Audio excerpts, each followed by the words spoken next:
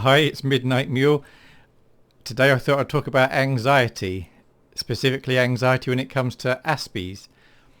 I think one of the reasons we can worry so much or appear to worry so much is because we're very focused on whatever it is we're thinking about. Aspies tend to think about one thing and they think about it a lot. So if they have a fear about something, that is the only thing they're thinking about. And I'll be giving a couple of examples of that. But before I go any further, I think I need to give a disclaimer just so I don't get in trouble. So look, I'm not a medical professional. I'm just giving my opinion. You shouldn't be taking anything I say as having more authority than something you've read or been told by a professional. There's nothing I'm saying that should suggest you stop taking any meds if you're on there. It's all my opinion. As for copyright, I will be referring to a couple of published articles online or in a paper. Again, this is just with fair use and hopefully there's nothing dodgy about it. So I want to start with an example of a family member who has an irrational fear of spiders, or in my mind it's irrational. And sometimes at night they're very scared because there may be a spider in their room, or there is a spider in their room. And then there'd be, what if it kills me? The spider might kill me.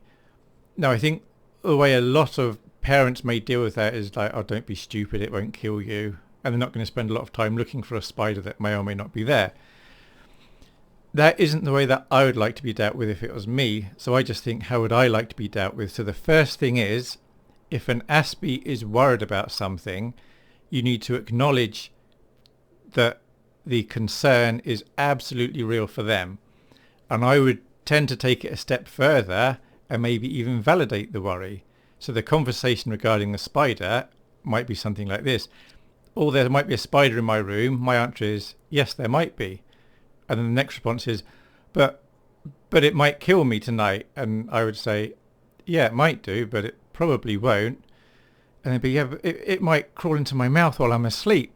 To which I say, it might do, but it probably isn't going to do that. You're probably going to be all right. And so all the time I'm just agreeing with what they're saying, but then saying maybe it's not.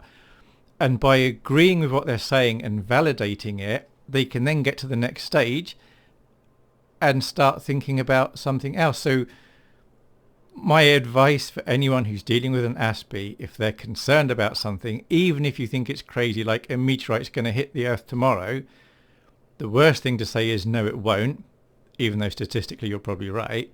I think you'd be better off saying, yes, it might do. Have you got any evidence to support this? Is there any contrary evidence that would be interesting and may balance it out slightly?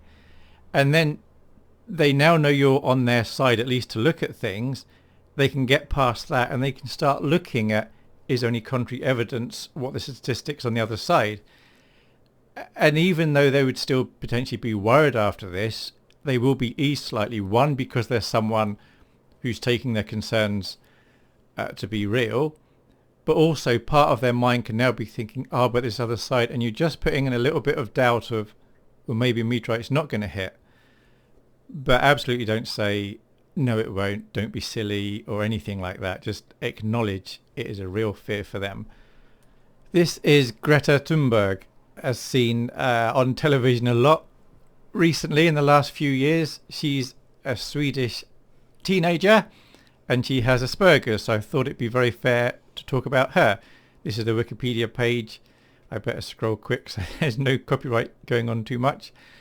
Something I wanted to show from this page is, it says on this page that she first heard about climate change in 2011 when she was 8, and she could not understand why so little was being done about it. And if you ever listen to her broadcast, the things she says, etc., she wants you to be worried. She wants everyone to be worried about this. So there's two things going on here. One, she's obsessing about the climate. I know non-Aspies are as well, but non-Aspies will also have other things in her life. She's incredibly focused on this. And two, she wants you to know her viewpoint as well and worry with her. Now, her claims and her worries may or may not be legitimate. What if I was dealing with her? I would first say, yes, you're right, maybe it is all going to end this way. Maybe the Earth is heating up and everything is going to go bad. And then I would say, is there an alternative view? Is there any reason to think maybe this isn't the case? Not in any way to belittle her viewpoint, but just to get part of her brain to think, is this dead cert? Is this really going to happen? So this is, it's very much the way I see it with Greta and the climate and everything. And there's lots of other people concerned with the climate. Is it's like a doomsday thing. It's like, oh no, the world's going to end, all this bad thing's going to happen. So here's another Wikipedia page just here. It's looking at dates of predicted apocalyptic events, and throughout history there have been plenty of people and groups that have talked about the end of the world is coming. So this is going back, 2,000 years now for different things coming. And as we get more recent, there'll be some people and groups that you may recognize the name of. The Millerites, they were quite famous. Millerites, William Miller, they all around 1843, 1844 said the world was going to end. It was to do with Christ's return. I think that was known, yes, the Great Disappointment. So obviously it didn't actually happen. And then from the Millerites spawned various religious groups. And some of those religious groups have also then made predictions about the end of the world, which again didn't happen. See if we go down a bit further, see if there's anyone else we can recognise here. There's, you probably remember Harold Camping. He's got someone here. And if we keep scrolling down, so all these people are predicting the end of the world. A lot of them will have followers. Some of them have a lot of followers. And then look, it doesn't happen. And we've got some in the future for, let's have a look. 2020, someone called Jean Dixon predicted Armageddon would take place in 2020. But look, she previously predicted the world would end on February the 4th, 1962. So if Greta was concerned about Jean's prediction of the end happening in 2020, I would make sure she was aware of the 1962 failed prediction. And then that throws into doubt the credibility of this Jean Dixon. And it's the same for anyone who's made a claim and it didn't happen, then makes a future claim. It's always a lot easier then to deal with something like that and say, look, are you sure it's going to happen? How sure are you that this is the thing that's going to happen? So now you may be thinking, but that's not fair. You're in your late 40s. You don't know what it's like to be a teenager and knowing that in the next few decades, the Earth's going to get so hot, it's going to be too hot to live on. You don't know what it's like to be in her position. But that's not strictly true. When I was a teenager, my early teens, I had a paper round and delivering papers. And at the time, if there was a newspaper that had an interesting article, I'd buy it and keep it. There was no internet back then, because I'd think one day this might be something of interest to someone. It was certainly interest to me. So I live in England, and the first colour newspaper was called the Today paper. It doesn't exist anymore. And they had a headline. This is from Saturday, June the 25th, 1988. And hopefully you can see that. In 2025, the Earth would be too hot to live on. This was by James Hansen. So it was predicting in 37 years' time, just under 4 decades, the Earth's going to be heating up for like 1 degree a decade.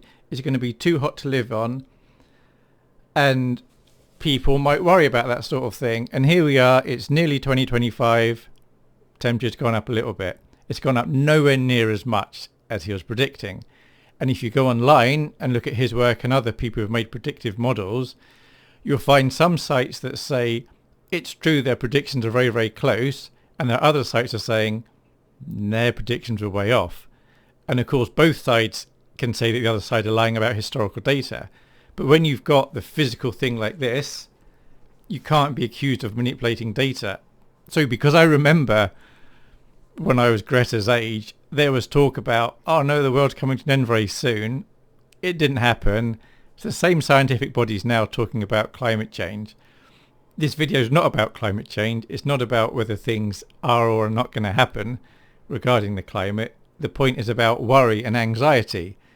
And if someone's worried about something who's an Aspie, just try and get on their side and then just try and think, is an alternative.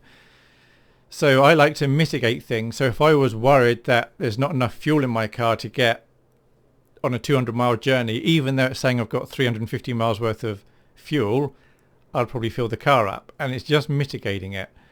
Whereas, like my brother, for example, who's not Aspie, he's the furthest thing from being an Aspie, he'd probably have his gauge saying he's got enough for 220 miles, he's got a 200-mile journey. He'd be, I'll be all right. And he'd just do it.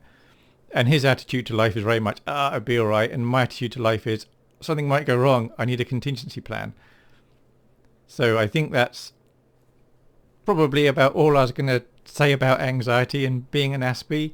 If you know an Aspie and they're anxious, in my opinion, it's worth agreeing with them, yes, it might happen. And then when you've done that, they're going to feel slightly better, and then look at the possibilities. Is there something else that could actually happen here? What are the alternatives? I hope that makes sense. If any of this was interesting to you, I'd very much appreciate a comment below. Thank you very much.